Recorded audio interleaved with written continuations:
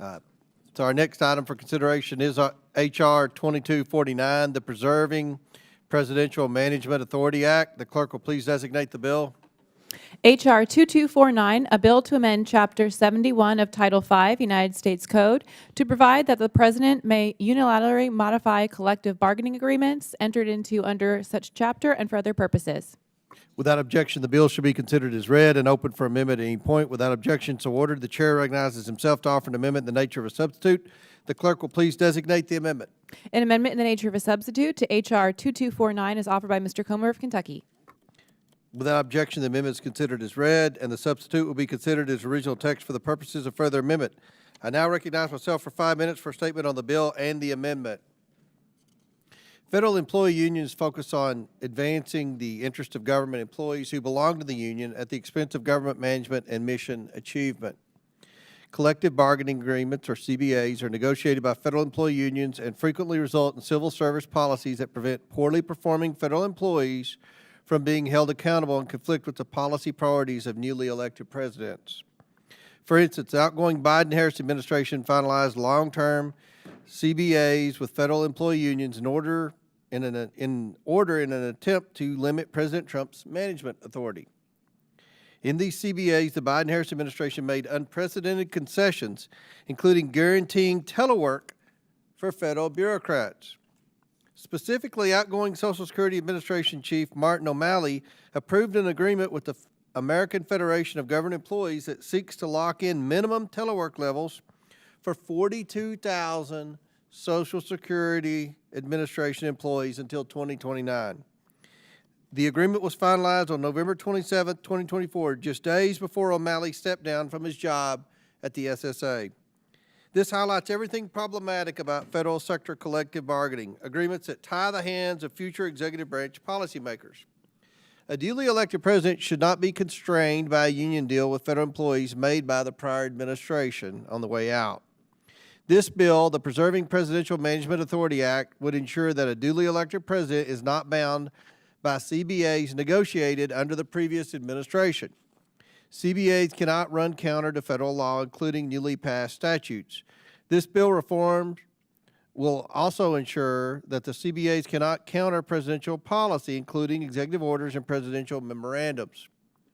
I thank Mr. Cloud from Texas for his leadership in preparing this new legislation for the committee's consideration.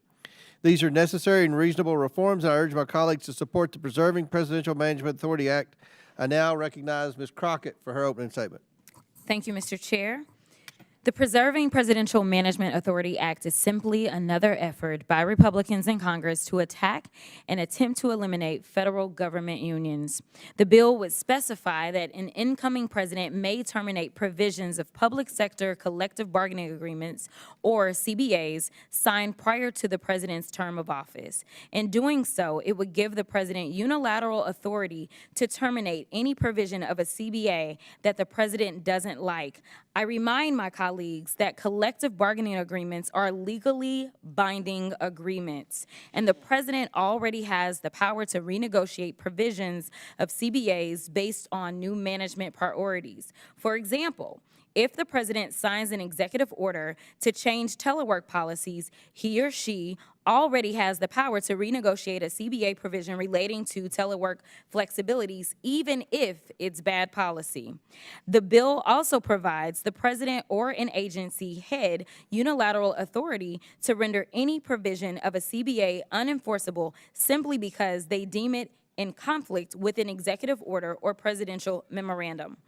Perhaps, for example, the National Border Patrol Council entered into a collective bargaining agreement with the federal government, which included a provision requiring periodic rest breaks for agents and personnel when working in extreme heat and humidity.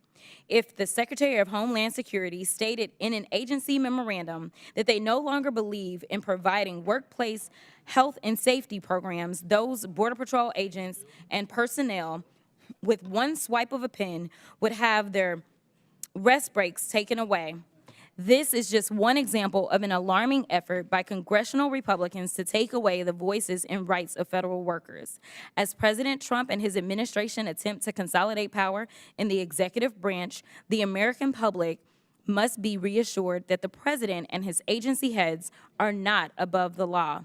Federal unions don't have the power to terminate any provision of a CBA they dislike, and private sector employers certainly don't have the power over private sector unions either. This concept for this legislation was raised by Republicans in a hearing earlier this year in the Trump administration's effort to dismantle our government. Republicans used the hearing to push a conspiracy theory that the Biden administration saddled the Trump administration with collective bargaining agreements that would tie President Trump's hands. The hearing exposed that conspiracy and laid bare the fact that the collective bargaining agreement in question was previously negotiated by the Trump administration and extended far into the Biden administration. So what the majority has done is invent a problem and use it as justification for an executive branch power grab. This legislation would have extremely alarming implications for Americans employed by the federal government and is, put simply, a public sector union-busting effort. I oppose this legislation, and I urge all of my colleagues to do the same. I yield back. Gentlelady yields back. Any other members seek recognition? Mr. Lynch, well, do we have any on this side first? Oh, I'm sorry. I recognize the sponsor of the bill, the most important person on the bill, Mr. Cloud from Texas. Well, thank you, Chairman. Certainly not the most important person, but I would like to speak to the bill.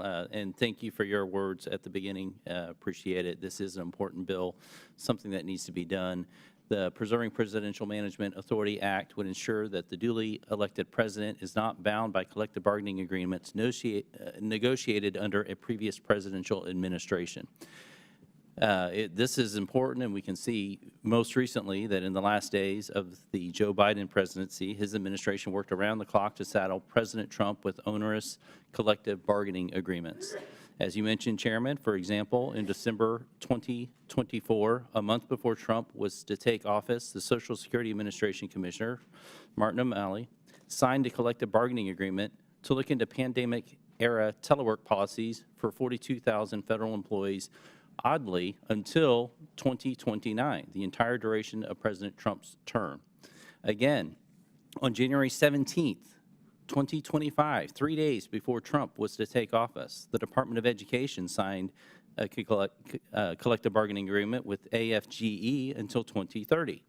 Even Politico ran an article titled, "The Fed's Race to Ink Union Deals That Last Beyond Trump," which documented CBAs and negotiations with the EPA, National Park Service, Federal Regulatory Commission, and the Bureau of Land Management. It's not just telework that's the issue. As we've established in other committee hearings, these unions that have been negotiating these CBAs have demonstrated a clear political bias. AFGE, the largest federal union workforce, has donated over $3 million to PACs since the 2020 cycle. Of that total, 95% went to Democrats. AFG also endorsed Kamala Harris for president, which they certainly had the right to do, but it's notable that in 2020 they endorsed Biden, 2016 they endorsed Hillary, 2012 and 2008 they endorsed President Barack Obama. So we're seeing a trend here. This is a political organization that is as much as it is a union for our workforce. Additionally, the National Treasury Employees Union has donated over $700,000 to PACs in the 2020 cycle. Almost 99% of the money was given to Democrat organizations. It's clear we need a solution to these midnight CBAs, which only serve to ensnare President Trump and his agenda. My bill allows any incoming president to terminate any provision of a CBA and nullifies provisions of a CBA which conflict with rule, executive order, or presidential memorandum. This bill ensures that existing CBAs do not conflict with any incoming presidential policy. And ultimately, this really comes down to the fact that elections matter, and the Article 2 of our Constitution gives an executive, the President of the United States, the authority to execute the laws of the land and to administer his administration. And so it is important that no previous president, regardless of if I like the policies of that president or not, be encumbered by a previous president's contracts and agreements with the federal workforce. And so this bill seeks to amend that and ensure that any incoming president has the ability to revisit those contracts and to renegotiate them if necessary. And thank you, Chairman, for the time and for your consideration of this, this bill in committee markup today. And I yield back. Thank the sponsor of the bill. Yields back. Chair recognizes Mr. Lynch. Then we'll go to Mr. Biggs. Thank you, Mr. Chairman. Just as someone who has negotiated collective bargainings for a living, I just want to point out that this would put both the government and the contracting party, in this case the unions, at a severe disadvantage. As we all know, sometimes it takes years to negotiate a contract with a large labor union, unfortunately, because of the rights involved and the number of employees involved.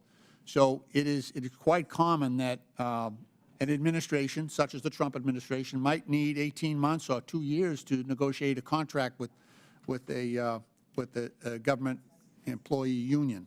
What this would do would be to basically abrogate the Fifth Amendment rights to have their contract rights respected, and also to attain due process in the abrogation of those rights.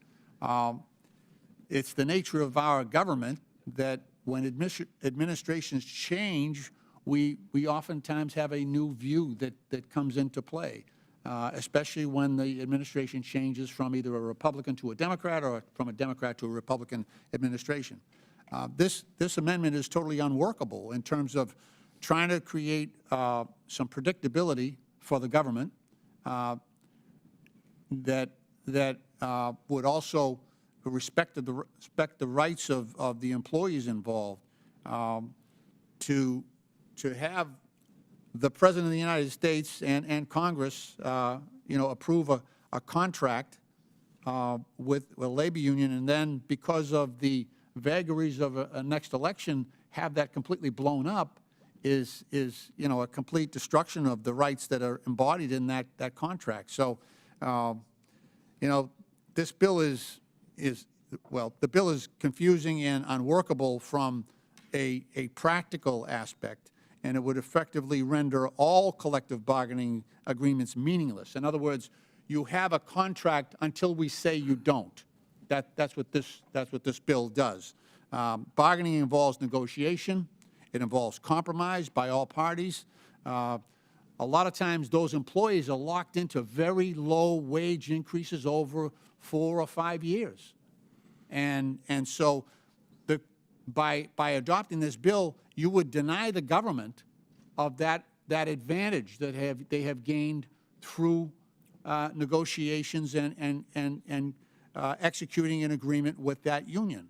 So it's not just, it implies that you're just taking the rights away from the union. You're actually taking rights away from the government itself from losing the advantage that might be gained in a collective bargaining agreement of multiple years with the particular union. As I said, bargaining involves negotiation. It involves compromise by all parties, resulting in a signed contract that balances those interests. By design, no one is necessarily happy with all the terms of a collective bargaining agreement. This bill will result in management being able to subvert a new management. So a party not party to the original contract can come in and just tear that up, even though it was signed by a person of authority and valid when executed. After the fact, it could be simply negated, simply by obtaining a new presidential order. So this bill is an affront to the basic principles of contract law. And remember, we in that collective bargaining agreement, we restate that those employees don't have the right to strike. They don't have the right to stop work. They are bound by that agreement and by statute. And this, this rewriting of the law would negate all those rights that protect the employees and the union within that agreement, but also the predictability and the advantage gained by the taxpayer as well. With that, Mr. Chairman, I yield back. Yield back. Chair recognizes Mr. Biggs. I have an amendment at the desk. Okay, does anyone else want to speak on the cloud bill? All right, good. We got one. So Sorry. we'll halt on that. On the amendment, you could too. Okay. Go ahead. Chairman, Pete. this bill at its core is about giving the president the authority to try to screw over workers in the middle of a contract. We don't have a bill here before us today to give the president the authority to go and change contracts with big businesses that do business with the government, because those are the big businesses that fund so many of my Republican colleagues' campaigns. But what you're looking at right here is a bill to come and tell frontline employees that even though they bargained and organized and did all of this work to be able to win a set of wages and benefits and working conditions, that the Republican majority wants to be able to come and undercut those working conditions for those workers. Look, in a private company, it's been the law of the land for nearly 100 years that if you organize a union, if you organize and come to a collective bargaining agreement, that if a new owner comes in and buys the company, those workers should have the right to continue to have their wages and working conditions honored in their collective bargaining agreements. And so it makes no sense why here we would just give a president the authority, not because there's a particular problem identified, just to give the president carte blanche authority to come in and change terms and conditions for workers that have already been organized, that have already been agreed to, that have already been bargained for, and not say, well, why don't we take a look at the way that we're being overcharged in some of these contracts? But there would be a whole uprising of corporate lobbyists and special interest groups here before us today if we said we're going to go take a look at the way the big pharma is overcharging Medicare and Medicaid. We'd have that whole fleet of people. But instead, the Republican majority says we're going to go pick on working people, go pick on workers, whether in the public or in the private sector. And so I know that President Trump has gone out campaigning saying that he's for the working person, but these first rafts of bills in the Oversight Committee, they don't seem to be about actually saving people money. They seem to be about going and picking on working people that have negotiated their contracts. And I just don't see how the Republican Party can claim to be the party of working people while they're going out of their way to screw over workers in this way. Thank you. I yield back. Chairman yields back his time.